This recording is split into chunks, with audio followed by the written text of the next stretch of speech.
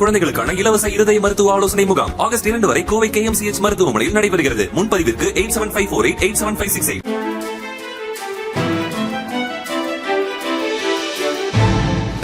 தட்டை, சீடை, முறுக்கு, ரிப்பன் பக்கோடா, அதிரசம் என்ன வேணாலும் செய்யுங்க.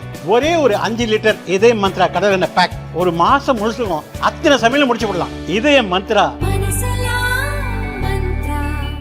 அதிமுக பொதுச் செயலாளர் எடப்பாடி பழனிசாமி மக்களை காப்போம் தமிழகத்தை மீட்போம் என்ற பிரச்சார பயணம் மேற்கொண்டுள்ளார். இன்று மாலை சிவகங்கை மாவட்டத்தில் பிரச்சாரம் செய்கிறார். திருப்பத்தூர் சட்டசபை தொகுதியில் பழனிசாமியை வரவேற்க அதிமுகவினர் பல்வேறு ஏற்பாடுகளை செய்து வருகின்றனர். அண்ணா சிலை அருகே தனியார் கட்டடத்தில் பழனிசாமியை வரவேற்று ராட்சத பலூன் ஒன்றையும் பறக்கவிட்டுள்ளனர். தகவல் அறிந்து வந்த திருப்பத்தூர் சரக டிஎஸ்பி செல்வகுமார் தலைமையிலான போலீசார் அனுமதியின்றி பலூன் பறக்கப்பட்டுள்ளதாக கூறி அதை அகற்ற கோரினர்.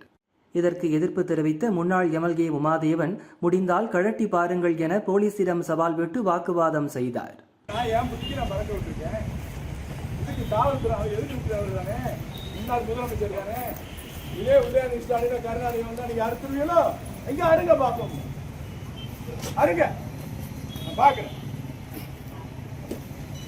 என்ன நடக்குது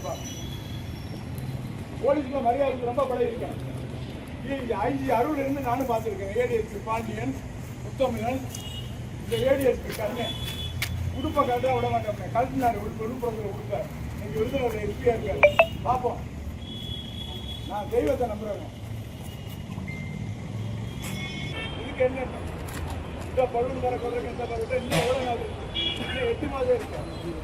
ரோட்டில் நடமாட வரலாமா? இல்ல போலீஸ் விட்டு அடிக்க விடுறாங்க. போலீஸ்காரன் மதிப்பான். நியாயமான விஷயங்களுக்கு தலையிடுவான். போலீசாரும் பலூனை அகற்றாமல் செல்ல மாட்டோம் என கூறி 2 மணி நேரத்திற்கு மேலாக காத்திருந்தனர். ஆனால் அதிமுகவினர் பலூனை அகற்ற மறுத்து அங்கேயே நின்றதால் போலீசார் அவர்களை மாடியிலேயே வைத்து கேட்டை போட்டினர்.